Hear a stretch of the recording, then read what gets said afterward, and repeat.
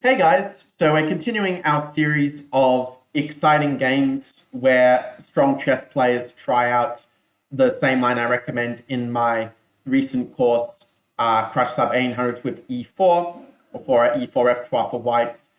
And this game is played between Magnus Carlsen against the popular streamer Eric Hansen of Canada in this game from the Aim Chess Rapid Preliminaries, and we see Carlsen using a slightly different order to my main recommendation of d4 and bishop c4, and then knight f6, but okay, it leads to the same position very quickly. And actually, in the course, I do mention bishop c4 as an alternative recommended move order, and do share some of the details behind that as an opportunity to have some variety, so you're not just playing the same move order every time, but have a choice in the matter. Anyway, the general principle to remember is we are meeting knight f6 with e5, and at a top level, most people do play the move d5. Actually, even at lower levels, you'll probably see d5 a little bit more than the other moves as well, like knight g4, knight e4. I even cover queen e7 and knight g8 in the course, even though they're not very good moves, but good to be thorough. So the game went d5, bishop b5, knight e4, and when you have the world champion playing, your favorite opening is white, obviously, you should sit up and take some notice. And after bishop c6, bc6 castles, we see that black's got the double pawns. They do have the bishop pair, but we also have a more flexible structure, and we can definitely kick away at a knight in the next moves, which is actually what happened in the game. Bishop c5, bishop e3, and Hansen showed his preparation, playing a little subtlety of bishop to b6. After f3, I think it might actually be also an alternative to put the knight on c5, but Hansen decided to go knight g5 instead in order to clear the option to go c5 and d4. And now in this position, actually, in a previous video I recorded on e4, e5, how to win against it, I mentioned that in some games I'd played the move f4, meaning knight e4 with knight d2, and playing this kind of position with take, b5, knight f3. And this is definitely, I'd say, one of the best lines for black, both sides get their chances. And while I would probably say it's practically a bit easier to play white because you have the better pawn structure and the black bishops aren't doing that much, in all fairness, black also should not be doing too badly here either, say after castles, for example. So in the game, Carlsen decides to go for a different approach with the move c3, which honestly I don't like quite as much because I think that you're giving black c5 a little bit early, but okay, it's also a move that Carlsen played, and after castles f4, we get to see a slightly different version of the usual positions. Again, I don't think it's as promising as the line I recommended from a practical level, but objectively it may not necessarily be inferior. And certainly in the game after c5, knight e2, takes and takes.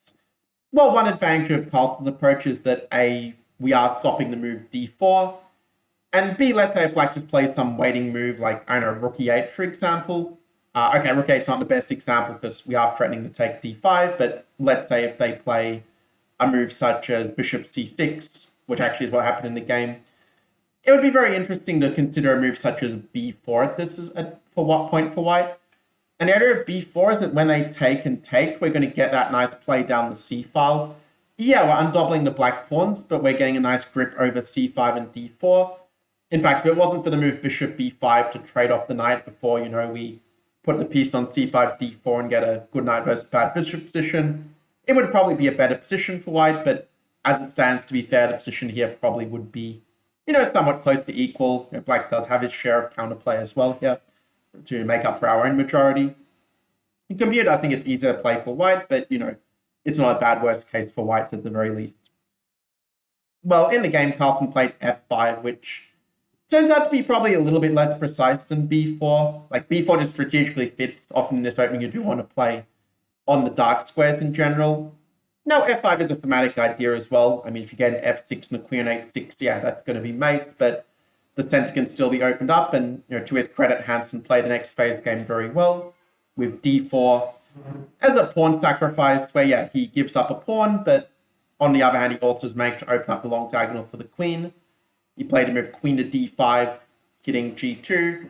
Okay, at the moment, the queen is covering it, but, there is going to be some pressure down the d file and also down e5.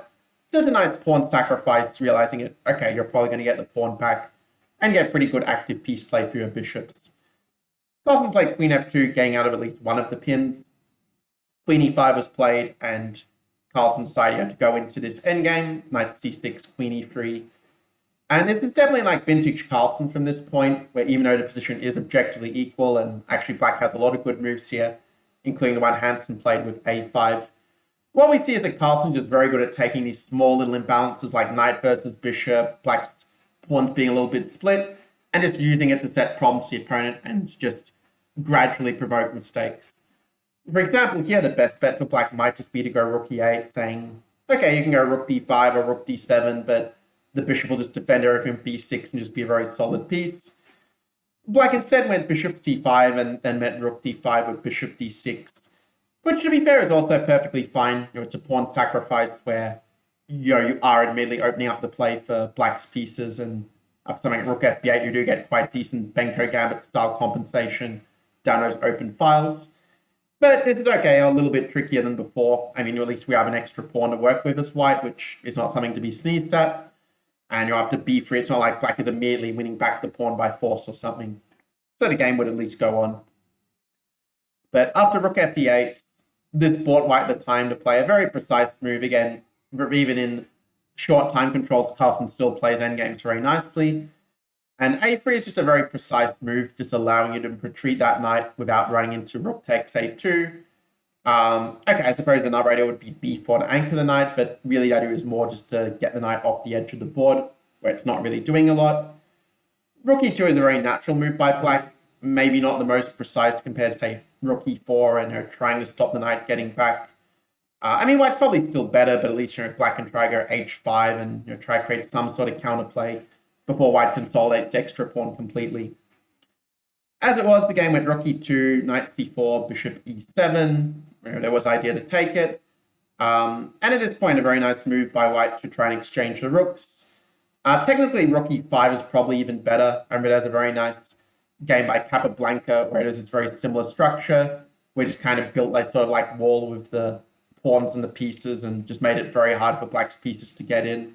It was a slightly different structure, but like something like this would be kind of an example like building this sort of wall where black just can't get through. In any case, white played rook d2, still a good move, though it does give black the option not to trade the rooks, and indeed Hansen plays rook e1, e4, Carlsen goes rook c2. After h5 making look for the king, white decides to do the same, h4, king g2. But at this stage we can see that white's more or less consolidated, that we're up a pawn, everything is pretty well defended. And long-term black does have to consider out factors like the c7 pawn being weak, the passed a pawn being a bit of a distraction, and black's bishop being a little bit of a ghost when white is putting virtually everything on the light squares like we see here. So game ended rook a1, knight e3, and this is where we get to around the point where we can kind of speak of white actually having a technically winning advantage. After bishop g5, white did not fall for black's bluff, but did simply take the second pawn. Rook d2, rook f2 just shuts down all the counterplay. Rook d3, rook c8, this is how the game ended. After knight e5, black resigned here, and the reason that he resigned is that, if I just put it as a variation, if white decides to play the move black plays rook b3 for argument's sake, then rook f7, and you're threatening both rook h8 and a bishop capture with check, so white would simply win in any case. So there you have it. That is how Carlsen beat Eric Hansen with my recommendation of crush sub 1800 with e4, at least here in the first 10, 11 moves. Then he decided to go his own way, as Carlsen did. But you can also see it's quite useful to see like different ways to play the position and realize that even if you forget the exact recommendation I give in the course or the exact plan I recommend, there'll usually be another plan that also works reasonably well that can still give you a fine position and quite good results in practice. On that note, if you enjoyed this video, definitely make sure to subscribe, like, all that good stuff. And also, I would recommend if you do want to learn more about how to crush sub 1800s with e4, and as you can see here, the repertoire even crushed a 2600 GM, so it does work against better players too. But if you do want to take your wide openings with 1e4 to the next level and really discover how to punish your opponent's mistakes, I'd recommend checking out the free sample of crush sub 800 e4 in the description below. And once you've gone through that, you can decide for yourself whether you want to invest in the whole course and make your white games like the easiest they're ever going to be for you. In any case, I'll see you guys in the next training. Until then, take care.